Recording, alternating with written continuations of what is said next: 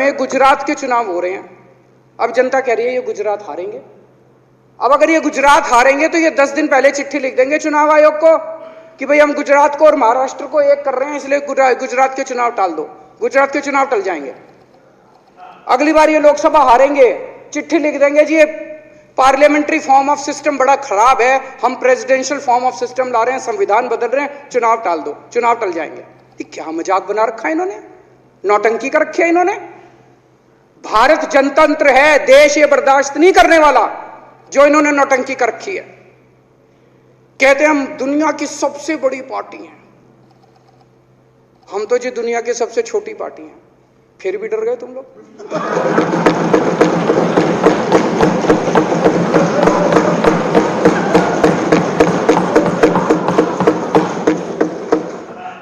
दुनिया की सबसे बड़ी पार्टी दुनिया की सबसे छोटी पार्टी से डर के भाग गई।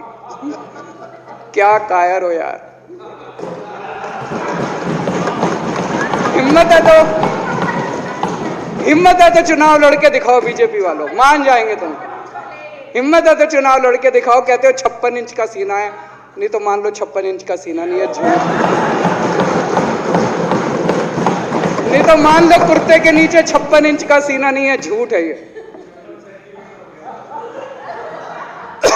कल मैंने देखा, आपको भी बुरा लगा, मैं आपके कमरे में जब चाय पीने आया आपने मेरे साथ अपना दुख शेयर किया कि जब एलजी साहब ने भाषण शुरू किया ये सारे खड़े हो गए नारे लगाने।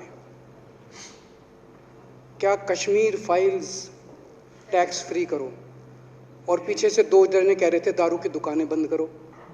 अब इनको भी नहीं पता आज नारे किस चीज के लगाने। ऊपर से आया तो था ऊपर से आया तो था, तो 2 जने कह रहे थे दारू की दुकान बंद करो, आगे वाले कह रहे थे कश्मीर फाइल्स टैक्स फ्री करो, फिर दूसरे वाले ने कहा बे आज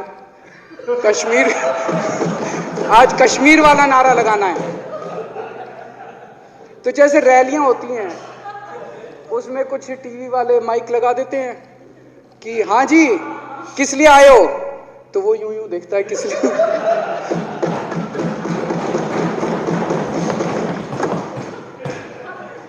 क्या हाल बना दिया इनका।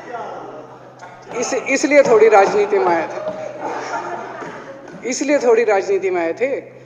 एक पिक्चर आई थी बंटी और बबली, उस पिक्चर में एक सीन था, कुछ लोग एक नेता के घर के सामने जाते हैं, हमारी मांगे पूरी करो, हमारी मांगे पूरी करो। नेता बाहर आता कहता है क्या मांगे हैं, तो सारे एक दूसरे की तरफ, उनको पता ही नहीं क्या मांगे। आज सारे देश की सारी भारतीय जनता पार्टी एक पिक्चर के पोस्टर लगा रही है गली गली में जाके।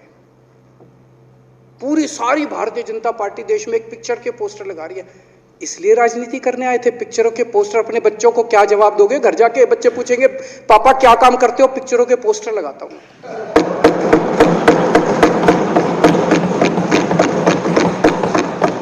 8 साल केंद्र सरकार चलाने के बाद अगर किसी देश के प्रधानमंत्री को विवेक अग्निहोत्री के चरणों में शरण लेनी पड़े तो इसका मतलब उस प्रधानमंत्री ने 8 साल में कोई काम नहीं किया। 8 साल खराब कर दिए। बताओ, विवेक अग्निहोत्री के चरणों में उनको शरण लेनी पड़ रही है, बचा लो बचा लो बचा लो। अगर किसी प्रधानमंत्री को कह रहे कश्मीर फाइल्स टैक्स फ्री करो, अरे यूट्यूब पे डाल दो, फ्री हो जाएगी। टैक्स फ्री क्यों करा रहे हो? इतना ही तुमको शौक है, विवेक अग्निहोत्री को बोलो यूट्यूब पे डाल देगा, सारी पिक्चर फ्री है, सारे जने देख लेंगे एक ही दिन के अंदर। टैक्स फ्री की क्या जरूरत है? यूट्यूब पे क्यों नहीं डाल? कल एक मैंने अखबार में पढ़ा, हरियाणा के अंदर एक भारतीय जनता पार्टी का ही एक एमएलए था, उसने कहा आज मैं पार्क के अंदर इसकी फ्री स्क्रीनिंग करूंगा। तुरंत विवेक अग्निहोत्री का ट्वीट आया खट्टर साहब के, खट्टर साहब देखो ये फ्री में कर रहा है, इसको बोलो टिकट लेके करेगा।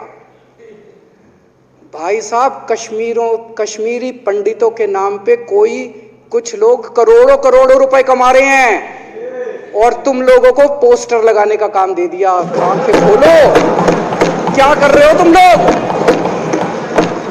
वो करोड़ों कमा गया, कश्मीरी पंडितों के नाम पे करोड़ों कमा गया और तुम लोग पोस्टर लगाते रह गए।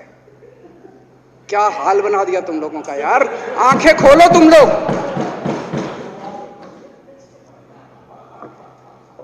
भेड़ बकरियों की तरह हाँक रखा है पूरे बीजेपी वालों को, भेड़ बकरियों की तरह हाँक रहे हैं। एक दिन बोले 3 का कृषि कानून लेके आए हैं, बहुत शानदार है, और फिर नीचे मैसेज आया भाई सारे जने तारीफ करो मोदी जी की। सारे बोले वाह मोदी जी वाह, क्या मास्टर स्ट्रोक है। और मेरे को याद है इसी सदन के अंदर इन लोगों ने उन 3 कानूनों की खूब तारीफ की थी, बोले क्या मास्टर स्ट्रोक है और क्या शानदार कानून लेके आए। 1 साल के बाद फिर आया भाई 3 कानून वापस ले लिए, बोलो फिर तारीफ करो मोदी जी की, भाई कानून बेकार थे मोदी जी क्या। इसी सदन के अंदर इन लोगों ने इतनी बेशर्मी, दिमाग पे ताला लगा रखा, इन्होंने कहा वाह मोदी जी वाह, क्या 3 कानून खराब थे आपने वापस ले लिया, देश को बचा लिया। क्या मास्टर स्ट्रोक, ये क्या हाल बना दिया आप लोगों का यार। फिर थोड़े दिन बाद बोले भाई दारू की दुकानों के खिलाफ करो, फिर सारे जने दारू की दुकान बंद करो, दारू की। अब दारू ठीक हो गई अब दिल्ली में, आजकल तो शोर नहीं करते तुम लोग। अब कश्मीर फाइल आ गई, पहले कृषि कानून, रोज काम दे रखा है तुमको, कुछ ना कुछ ऊपर से आ जाता है, काम दे रखा है। अब दारू की दुकानें। मेरा एक ही निवेदन है मेरे बीजेपी के साथियों से, आप तो अपने ही हो, आप तो सब अपने, मेरे छोटे भाई बड़े भाई विदुरी साहब तो बड़े भाई है मेरे, आप तो सारे अपने हो यार। थोड़ा सा देश के बारे में सोचो यार, थोड़ा देश के बारे में सोचो।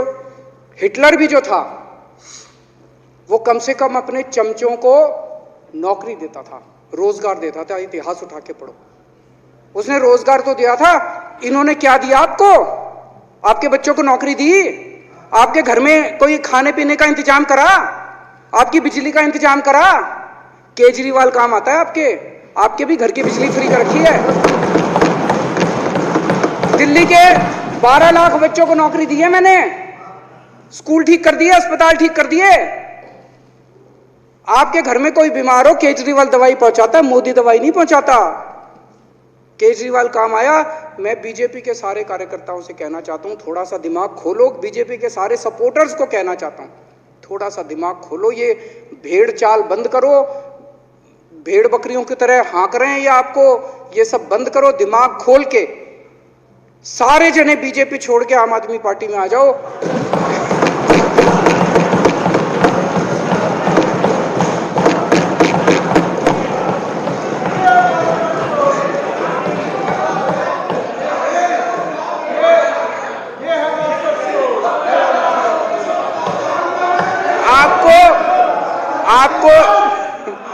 आपको इज्जत मिलेगी, सम्मान मिलेगा, आपसे कतई झूठे नारे नहीं लगवाएंगे। राष्ट्र निर्माण में आपको साथ लेंगे, हम राष्ट्र निर्माण करेंगे आपके साथ मिलकर। ये पोस्टर भी नहीं लगवाएंगे झूठी फिल्मों के। और जो भी करना हो, कम से कम यार ये पिक्चर का प्रमोशन करना तो बंद करो। ये गंदे लगते हो तुम लोग, अच्छी शोभा नहीं देता आप लोगों को यार। आप अच्छे आदमी हो, कुछ करने आए थे राजनीति में, कहां पिक्चर के पोस्टर और प्रमोशन करने में लगा दिया। कल एलजी साहब की स्पीच पूरे देश ने सुनी। एलजी साहब को एक तरह से केंद्र सरकार का नुमाइंदा माना जाता है। एलजी साहब ने भी हमारी सरकार की कितनी तारीफ करी। 50% जीडीपी 5 साल के अंदर बढ़ गया, भारत में आज तक कभी किसी राज्य का नहीं बढ़ा। इतने शानदार काम दिल्ली सरकार ने किए हैं कि केंद्र सरकार द्वारा नियुक्त एलजी साहब ने भी दूसरी सरकार की, आम आदमी पार्टी की सरकार की भूरी भूरी शब्दों में तारीफ की।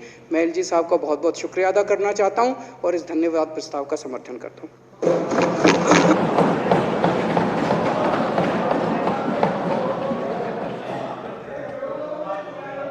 अब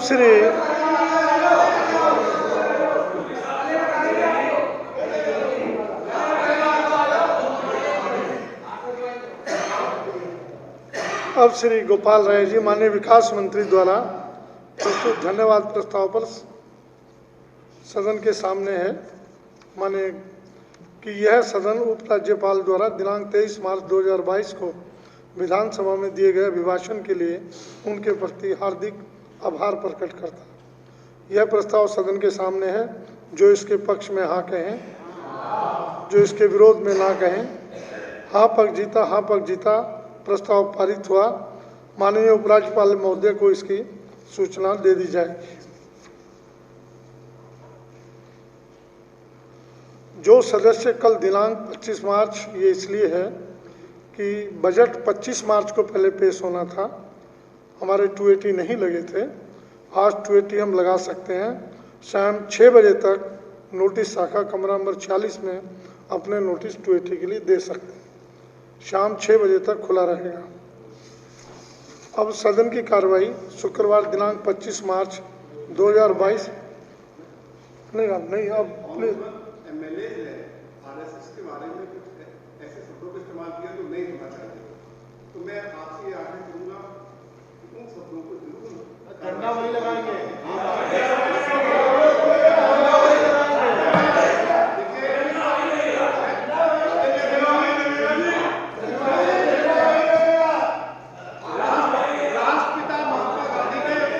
नहीं, कौन से शब्द इस्तेमाल किए? शब्द तो बोलिए, शब्द कौन से इस्तेमाल किए?